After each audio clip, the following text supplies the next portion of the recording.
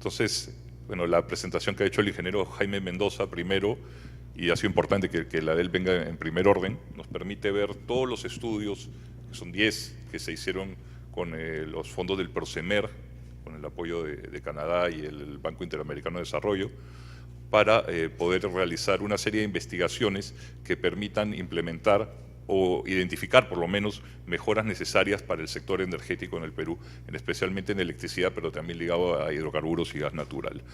Y muchos de los diagnósticos y propuestas que salen de ese estudio están de la mano con la reforma del sector energético y la visión que tenemos nosotros como organismo regulador de lo que requiere o requeriría nuestro país para tener un desarrollo mucho más eficiente y beneficioso en la prestación de un servicio esencial como es la energía. Y es a eso a lo que voy a dedicar los siguientes minutos en mi presentación. De manera previa hay que tener claro cómo empezaron las reformas. Esto nos remonta a 27 años atrás, al año 92.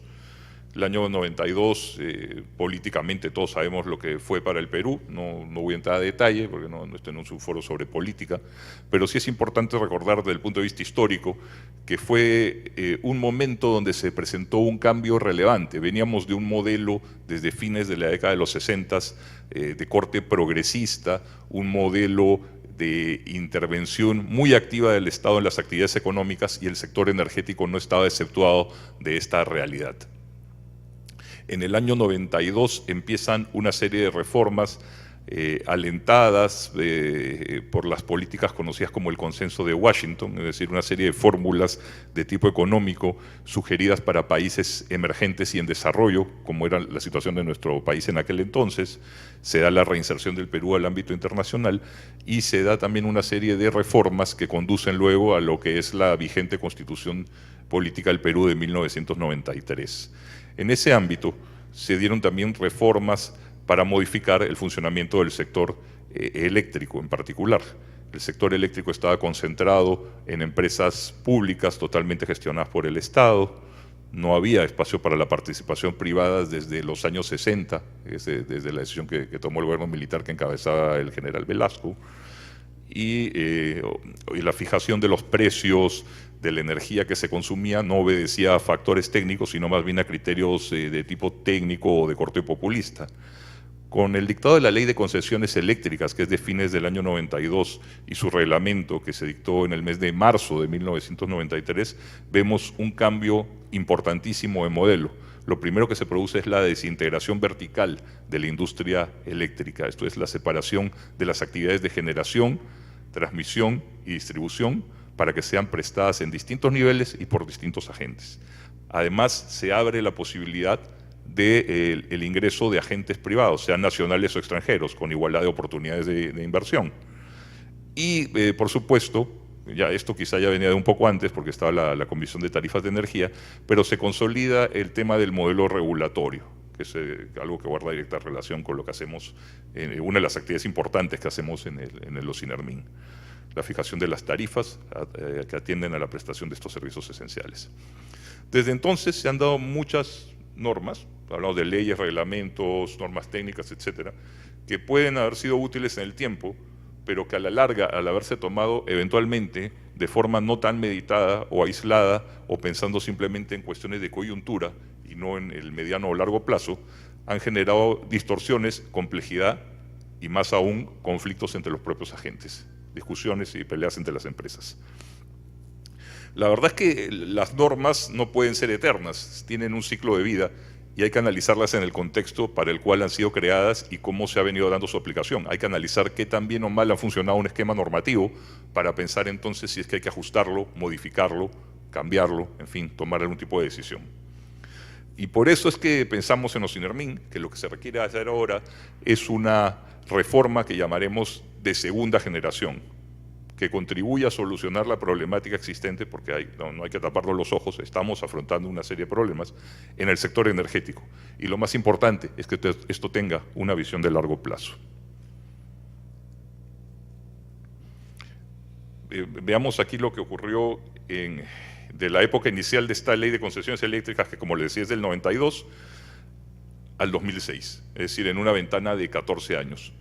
En realidad, desde el 2004 se generó una comisión técnica para buscar la reforma del sector, porque se identificó que faltaban incentivos, sobre todo en generación y transmisión, y había algunos problemas en los contratos para suministrar la energía a los usuarios. Entonces se crea un grupo de trabajo bastante importante que tuvo...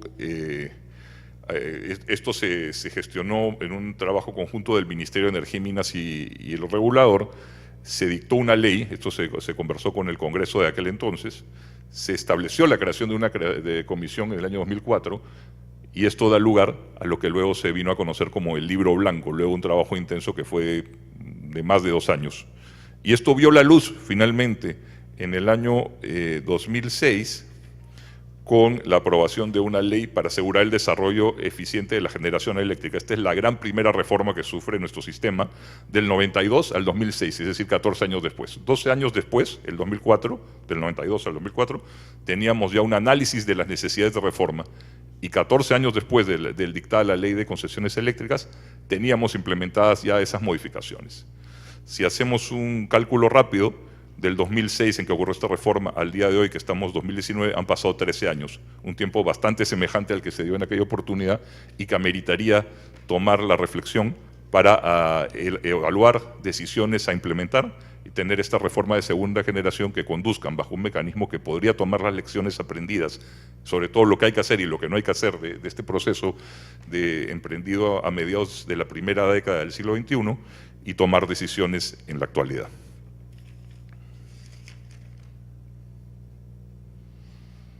Sin embargo, hay que precisar que esta ley que se dictó en el año 2006 hizo cambios muy importantes, pero no se dieron todos aquellos que se identificaron.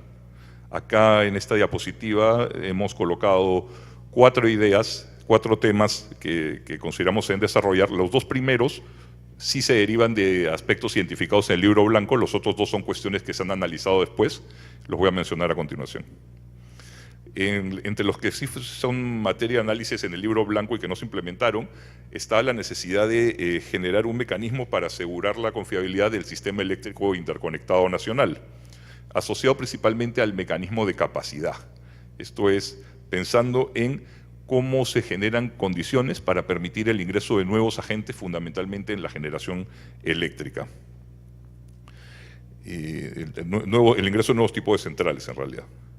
Y lo otro, algo ya mencionó Jaime esto en su presentación, la falta de unificación del plan de transmisión en un solo organismo. Tenemos un problema de superposición entre diversos agentes, y en esto se incluye al propio Sinermin, al cual yo represento en esta ocasión, al COES, que es el operador del despacho de la energía, y también en alguna medida los propios agentes prestadores del servicio de transmisión por problemas derivados de sus propios contratos. Entonces, tenemos diversas reglas no siempre coincidentes y falta de una planificación uniforme.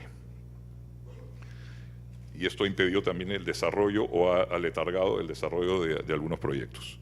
Por otra parte, no se han contemplado mejoras en la regulación de distribución. En realidad, esto vino después, en el año 2015, mediante el dictado de algunos decretos legislativos, pero esos decretos legislativos no se originaron en un debate público o en un análisis técnico de amplia base como el que nosotros proponemos.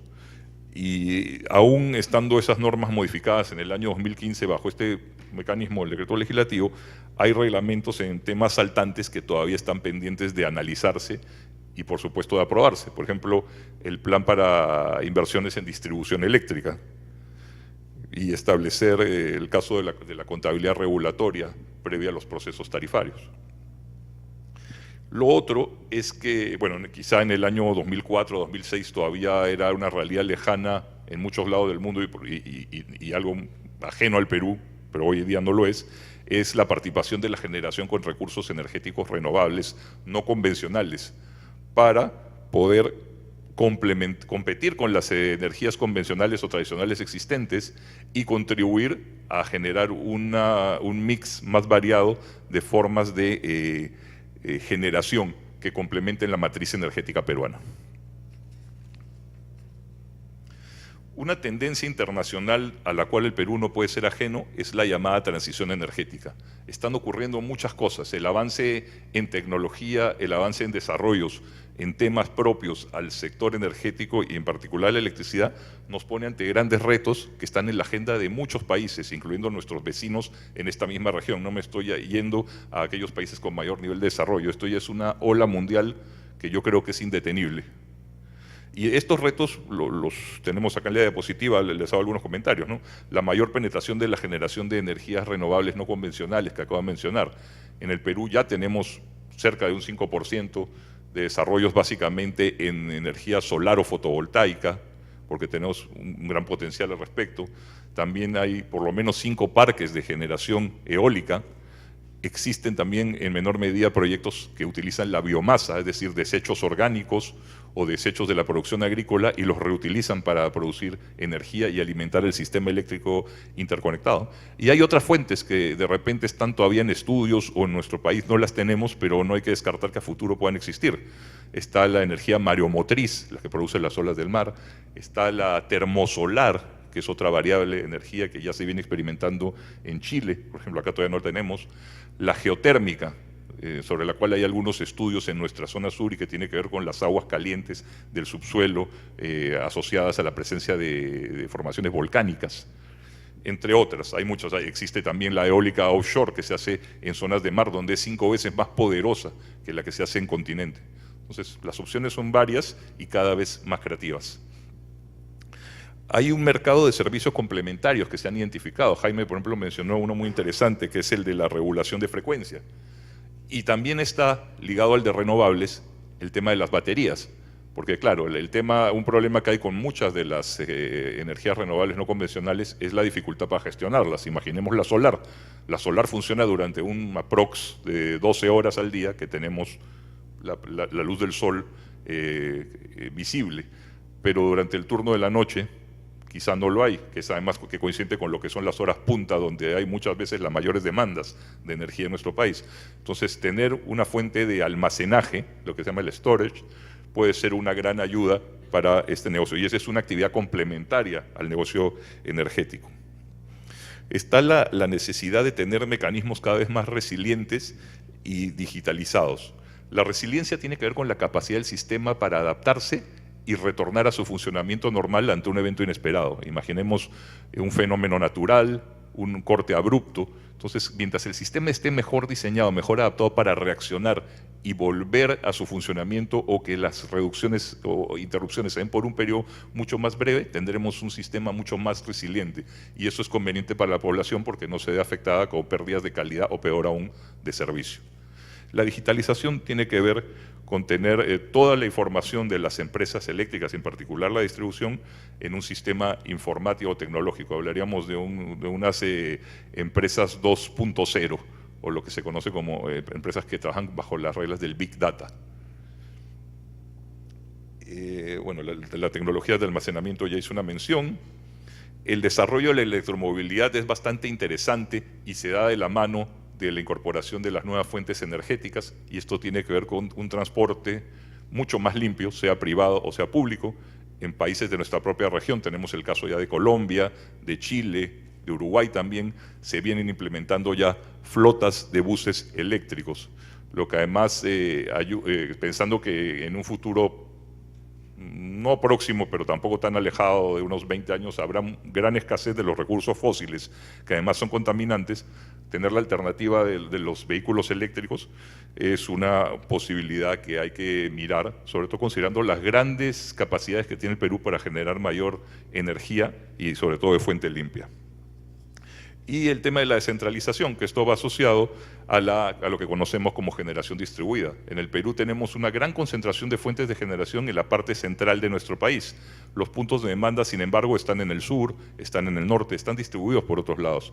Lo que hay que hacer es ubicar fuentes de generación, sobre todo las de corte renovable, mucho más cerca de los centros de demanda de energía. Los recursos renovables están dispersos, también hay que aprovecharles su cercanía a estos puntos de demanda. Y esto también nos genera ahorros en transmisión eléctrica. Evitaremos tener grandes líneas de transmisión, se harán menos recorridos y menos riesgos de interrupciones por la presencia de esto.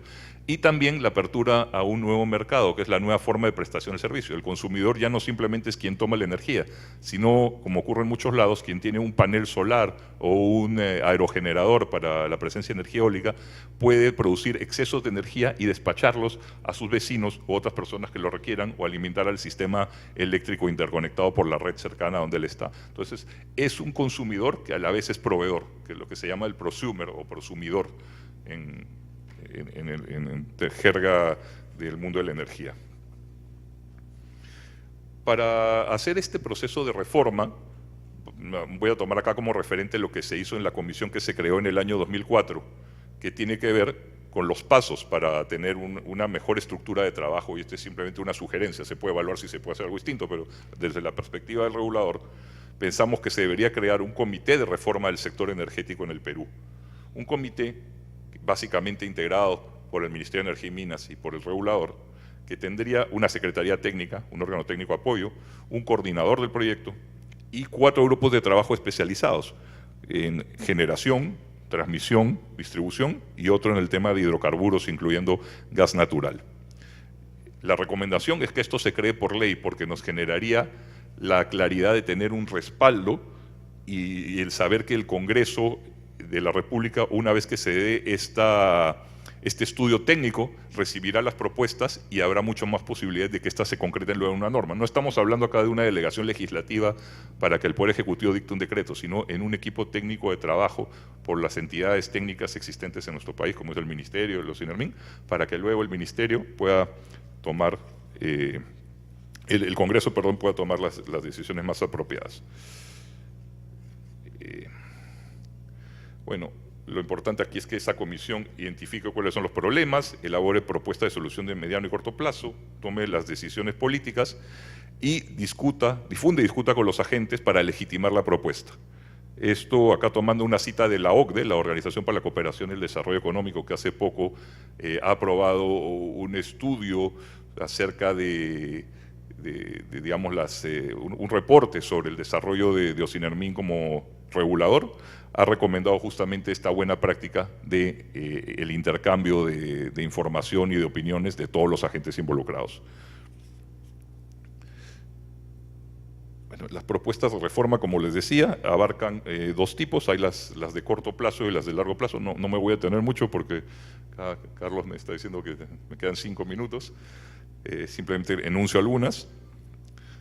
Tenemos que hacer mejoras en las licitaciones de suministro para dar oportunidad al ingreso de nuevos agentes de generación, hacer la separación de potencia y de energía para dar espacio para que las empresas que producen energías renovables no convencionales tengan la posibilidad de competir en las licitaciones. Y un tema que hay que pensar muy bien es el de la tasa de descuento. La tasa de descuento con la que operan las empresas desde que se dictó la ley de concesiones en el año 92 es de 12% y lo sigue siendo hoy. En el 92 éramos un país con alto riesgo, todavía había los rezagos del terrorismo, era un país en el que difícilmente alguien ponía un sol. Entonces la tasa de riesgo país estaba arriba de 7, que estaba involucrado dentro de ese 12%. Hoy en día somos un país estable, colocado como ejemplo en otros lados, es un país seguro para hacer inversiones, entonces hay que repensar si esa tasa de 12% justifica que se mantenga. En Chile, país vecino, ya la han bajado hasta 7%, entonces eso genera unas condiciones de competitividad. Y también en lo que es el sector hidrocarburos, hay que pensar, ya lo mencionó Jaime, en el comprador único de gas natural para que las distorsiones que se generan eventualmente por el take or pay no se den. Y también lo que hay es el mercado secundario de gas natural, que ya existe, pero está suspendida la norma, entonces hay que buscar reactivarlo porque esto complementa esta posibilidad. En medidas que ya implican el mediano o largo plazo, tenemos diversas, fortalecimiento institucional de todas las entidades involucradas, incluyendo nosotros mismos en los INERMIN. El año pasado el Congreso estuvo evaluando la posibilidad de hacer una ley de fortalecimiento de los reguladores que incluyen los INERMIN. Nosotros hemos estado de acuerdo, hemos dado algunas opiniones. El proyecto ha quedado congelado de momento por otras cuestiones que se viven en el país, pero esperamos que este año se retome porque nos permitirá hacer un mejor trabajo. Necesitamos un ordenamiento de la normativa, es demasiado profusa y dispersa, y lo que se necesita es hacer una especie de tubo, ¿no? Un texto único ordenado de toda la normativa sectorial existente para poder depurar y tomar una mejor decisión sobre qué debe regir. Bueno, el mercado de capacidad, que ya lo hemos hablado, que es la separación de la potencia de la energía, el planificador único, que también es consecuencia del problema que hemos identificado de este desorden por tener superposición entre diversos agentes. Y bueno, está también la posibilidad de la promoción de eficiencia en empresas estatales. Esto es el permitir, por ejemplo, el ingreso de asociaciones público-privadas. No estamos hablando necesariamente de privatizar, sino de gestionar procesos principales de las empresas a través de asociaciones público-privadas u otra forma contractual que permita dotar de mayor eficiencia a estos agentes. En particular en lo que es los recursos energéticos renovables, que son de gran interés para nosotros, hoy en día los generadores de este tipo de recursos, hablamos principalmente del solar y el eólico, no pueden competir porque la normativa, el reglamento de la Ley de Concesiones Eléctricas les exige tener potencia firme.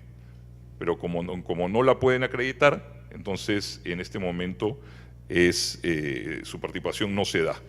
Estos agentes en realidad deberían tener la posibilidad a través de algún tipo de reforma. Nosotros hemos publicado justamente para comentarios, para debate público, como hablábamos, que se analice un proceso de potencia firme, un procedimiento que tiene que ver con el COES también, para que se evalúe la posibilidad de que estos agentes puedan ingresar a competir. Pero más aún, lo ideal sería modificar el reglamento de la Ley de Concesiones, y hay un estudio sobre eso que también lo hemos compartido muy recientemente con el Ministerio, para que se pueda hacer normativamente, a nivel de reglamento, la separación de lo que es energía y potencia.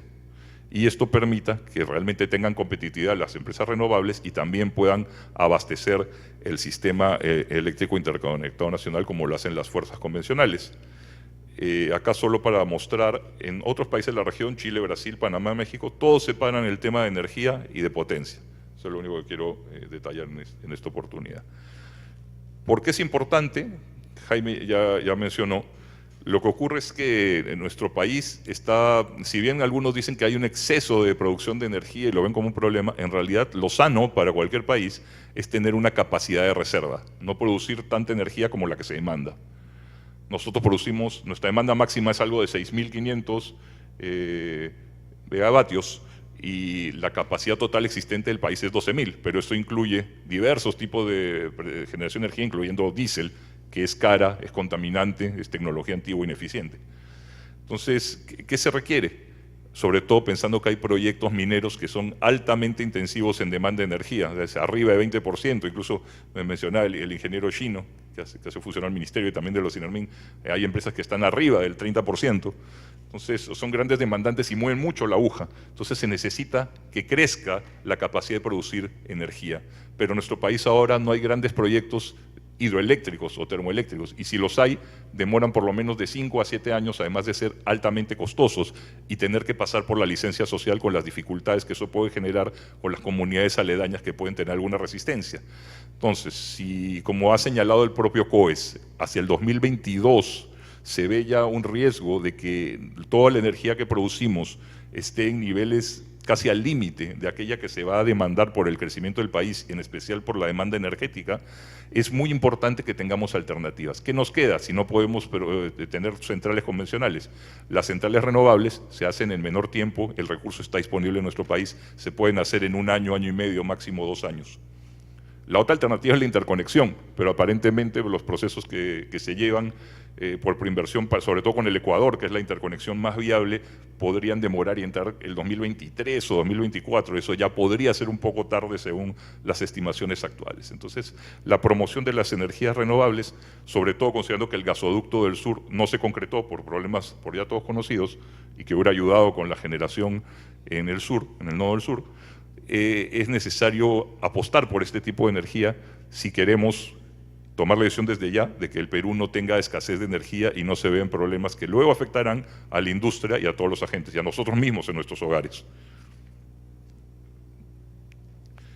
Ya para terminar, esta es mi última diapositiva. Entonces, como les comentaba, así recapitulando, en el Perú se hizo una importante reforma del sector energético en el año 92, pero dado el tiempo, las distorsiones, las complejidades y los conflictos entre agentes y el desgaste que han tenido estas propias normas por los cambios que se han producido, se requiere pasar a la segunda generación de normas. Pasaron 14 años hasta que se implementó la primera reforma, ya van 13 de esa reforma, es momento de tomar acción inmediata para no llegar a escenarios críticos en la energía. Tenemos entonces que solucionar los temas pendientes que tiene nuestro país para asegurar un abastecimiento eficiente de nuestra demanda, y tenemos también que adaptar nuestros mecanismos a las tendencias internacionales que ya mencioné, el caso de las energías renovables, la electromovilidad, el almacenaje, la digitalización, entre otras varias. La reforma tiene que incluir además un concepto al cual no me expandí mucho en mi presentación, que es la planificación energética de largo plazo. La planificación no significa que el Estado dice que hay que hacer e interviene en la actividad económica. El Estado identifica las necesidades del país. El inversionista privado, nacional, extranjero, de donde sea, toma la decisión de cómo invertir, se encarga el negocio. El Estado lo que tiene que hacer es dar las señales claras y, por supuesto, los incentivos para que el inversionista venga y nosotros podamos contar con fuentes confiables de energía. Y bueno, el ARRER, como les digo, no es para desaparecer a las fuentes convencionales, es para completarlas. Es como dice nuestro gerente de energía, que está por ahí también en la sala, Leonidas Sayas, generar el mix óptimo. Esto es, tener un sistema eléctrico que tenga hidroeléctrica, termoeléctrica y también renovables. Porque, como dicen quienes hacen inversión financiera, nunca hay que poner todos los huevos en la misma canasta. Y en energía lo que hay que asegurarnos es de tener siempre fuentes confiables que nos protejan ante cualquier evento, sea climático o de otra naturaleza, que pueda interferir con la producción de la energía. Ejemplo, si hay periodo de sequía o fenómeno del Niño, se puede ver afectada la producción hidroeléctrica, pero si contamos con una variable de otras fuentes, nuestro país todavía podrá contar con energía. Igual, la que es térmica, si hay un atentado o un problema en el ducto que viene de la selva que genera algún tipo de ruptura de esta instalación, se puede ver afectada la prestación del servicio que utiliza gas natural en las térmicas, pero el sistema no se va a ver perjudicado porque hay otras fuentes alternativas de las cuales tener abastecimiento para el sistema. Entonces, el mensaje aquí es: necesitamos trabajar juntos, empezando por las entidades que estamos en el Estado. El momento de hacerlo es ahora, porque los problemas los tenemos identificados y los vislumbramos. Cada día que pasa hace que el largo plazo se vuelva mediano y luego corto, y queremos contar con un país que pueda seguir progresando, contando con energía que es indispensable para poder atender las demandas de la industria, de los hogares, de los comercios, y que finalmente es un elemento esencial para poder mover la economía del país. Si no tomamos decisiones en este momento, corremos el riesgo de que se frenen los grandes proyectos económicos en los que estamos trabajando, incluyendo la propia minería, que, como dije, uno de sus insumos principales es la electricidad. Bueno, no puse la lámina final, pero gracias.